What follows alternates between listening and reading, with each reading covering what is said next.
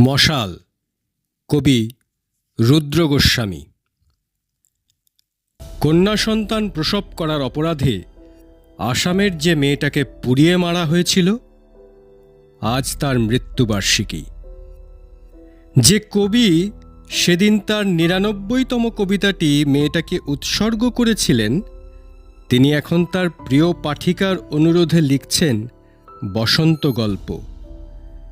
যে সংবাদপত্রগুলো সেদিন ফলাও করে চেপেছিল মেয়েটার গনগনে আর্তনাদ, তাদের প্রত্যেকটা ক্যামেরার ফ্ল্যাশ আজ তাক করে দাঁড়িয়ে আছে বুদ্ধিজীবী সম্বর্ধনা মঞ্চ।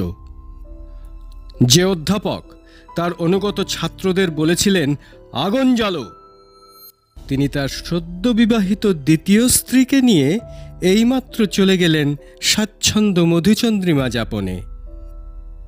তুমি কেমন আছো যুবক? তুমি কি মশাল জ্বেলেছ?